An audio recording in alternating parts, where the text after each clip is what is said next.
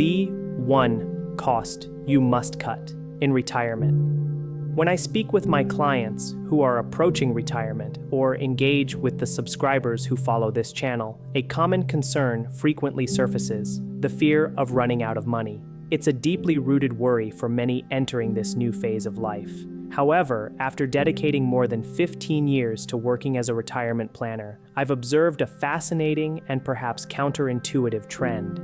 It's rarely the significant one-off expenses, those large expected costs, that truly deplete retirement savings. Instead, the real culprits are often the numerous small recurring expenditures that people tend to overlook or simply don't consider frequently enough. These seemingly insignificant amounts, when added up over time, can create substantial drains on a retirement fund. Even if you're confident in your financial position and not overly anxious about exhausting your savings in retirement, the insights I'm about to share in this discussion can still be incredibly valuable. I'll be presenting several practical strategies, often referred to as hacks, that have the potential to save you thousands of dollars annually, requiring remarkably little effort on your part. My goal is to reveal these opportunities so that you don't inadvertently leave your hard-earned money on the table. Following these tips, I'll also unveil what I consider to be the single most crucial item that truly must be cut in retirement. For those I haven't had the pleasure of meeting yet, my name is Dave Zir, and I'm the proud owner of Streamline Financial, based in the picturesque western suburbs of Chicago. Now let's dive into these often overlooked avenues for significant savings. Unlocking higher interest on your savings. I want to begin not by discussing an expense to cut, but rather by highlighting one of the most substantial financial savings opportunities I've encountered, which demands incredibly little of your time, often just 5 to 10 minutes. This simple action has the potential to save thousands of dollars, and we've frequently guided our clients through this process. Engaging with numerous retirees annually, we consistently observe that many prudently keep a portion of their cash reserves, or what they call their conservative bucket, adequately funded to cover several years of anticipated retirement expenses. This practice is entirely sensible and indeed commendable. However, here's the surprising revelation. A significant percentage of these individuals are earning virtually no interest, often close to 0%, on these very safe and conservative funds. They are essentially letting their money sit dormant, failing to leverage its potential. A brief 5-minute phone call to their existing bank can transform this situation dramatically.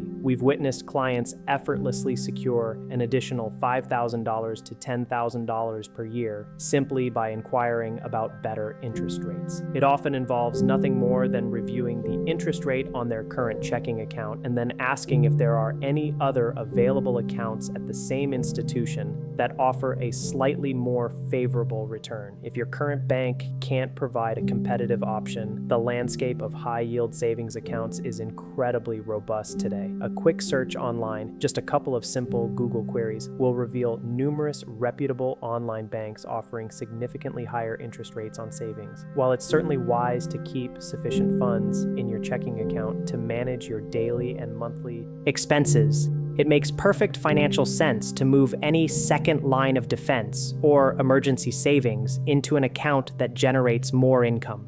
These funds remain accessible when you need them, but in the meantime, they are actively working for you rather than just sitting idle.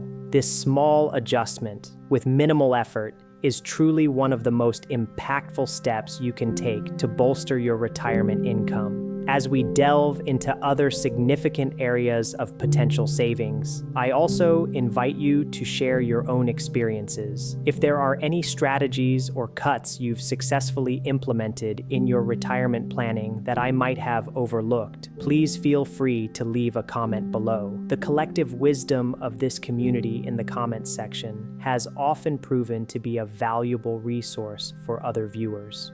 Scrutinizing your subscription services.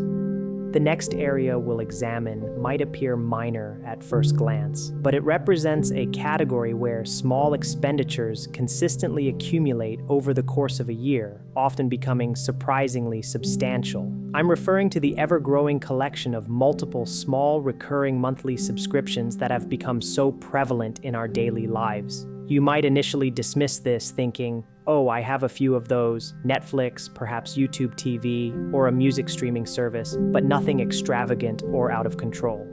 However, I urge you to ask yourself, have you truly audited these subscriptions recently?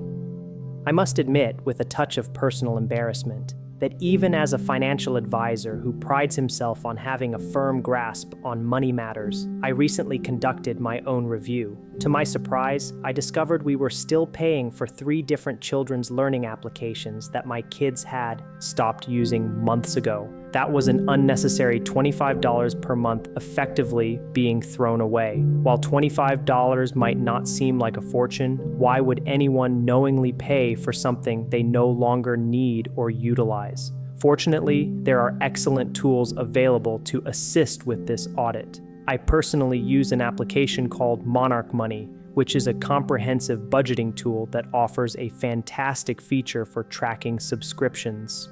After just about a month of monitoring your monthly expenses, it provides a clear, consolidated view on a single page, highlighting all your recurring payments. This allows you to quickly assess each one. Do I still actively use this service? Is it truly essential? Is the value I'm receiving worth the cost, or is it ripe for cancellation? Other similar apps exist. I've heard of one called Rocket Money, though I don't have direct experience with it. A quick internet search can help you identify the best option for your specific needs, ensuring you're not overpaying for digital services you've forgotten about. Embracing age-related discounts without losing your youthful spirit. The next suggestion might feel a little sensitive, perhaps even a bit ego-challenging, and it's something many people are hesitant to acknowledge. While this certainly doesn't apply to everyone, I've heard a common sentiment. Individuals resist joining organizations like AARP because they feel they aren't old enough,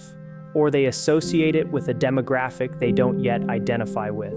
The perception can be, that's for old people, that's not me.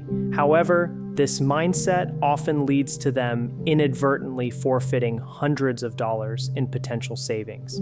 If you've reached the age of 50 or beyond, even if you still feel vibrant and in the prime of your life, a wealth of opportunities for discounts opens up. I've personally seen instances of 30% off car rentals, 20% savings on hotel stays, various flight discounts, and numerous deals at restaurants, among other benefits. These aren't just isolated occurrences. They are recurring opportunities that, when accumulated, represent significant financial advantages. It's crucial to remember that you can absolutely maintain your youthful energy and spirit while simultaneously being financially astute.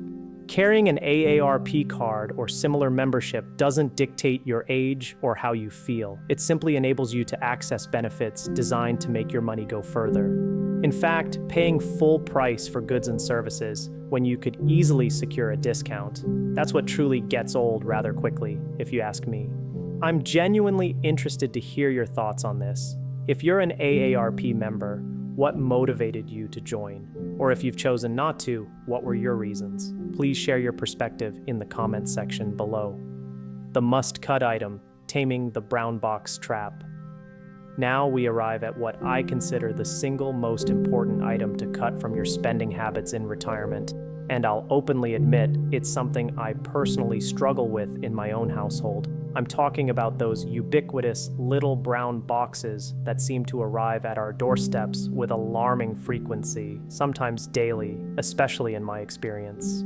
The sheer ease and convenience of online shopping, particularly with platforms like Amazon's one-click purchasing, has made acquiring new items almost frictionless. However, for many individuals, the very essence of retirement is centered around simplifying life, consolidating possessions, and ultimately embracing a philosophy of having less. If the habit of impulsive online purchasing persists into retirement, it directly contradicts this goal, leading to an accumulation of more stuff. This can quickly become what I call the retirement stuff trap. We frequently work with clients who are in the process of downsizing their homes, a common transition once children have grown, moved out, and started their own families. Navigating and decluttering a home filled with a lifetime of possessions is an enormous and often overwhelming project. One proactive step they can take to ease this burden is to break the cycle of immediate gratification that comes with instantly purchasing something they've seen or thought of online. Here's a practical tip to help combat this brown box tendency. If you see something you'd like to buy or an idea sparks for an item you could acquire via an online retailer, instead of making an immediate purchase, try the 24-hour habit. Simply add the item to your shopping cart, then step away and allow it to sit there for a full 24 hours. If after that day has passed, you still feel the same strong desire for the item, then by all means proceed with the purchase. This isn't about deprivation. It's about mindful consumption and avoiding impulse buys that often lead to regret and clutter. These are small shifts in behavior, but they are precisely the little things that we've observed adding up significantly over time, resulting in substantial savings and a more simplified, fulfilling retirement. In closing, I want to reiterate a crucial message. Achieving financial security and peace of mind in retirement isn't always contingent upon making colossal, life-altering financial decisions or drastic overnight overhauls to your entire financial plan. More often than not, it boils down to diligently identifying and plugging these seemingly insignificant yet consistently draining small leaks in your savings. These are the recurring expenses and overlooked opportunities that, when addressed, can make an enormous difference over the long term. I encourage you to set aside perhaps 10 to 30 minutes in the coming days, a short, focused block of time, to reflect on the points and strategies we've discussed in this conversation. Consider each area: your interest earning potential, your myriad subscriptions, the value of age-related discounts, and your online purchasing habits. See if there's anything you can comfortably eliminate, optimize, or perhaps even add, like moving funds to a higher interest checking or savings account. By taking these small, deliberate steps today, your future self will undoubtedly be profoundly grateful for your foresight and effort. I look forward to connecting with you in our next discussion. Until then, take good care.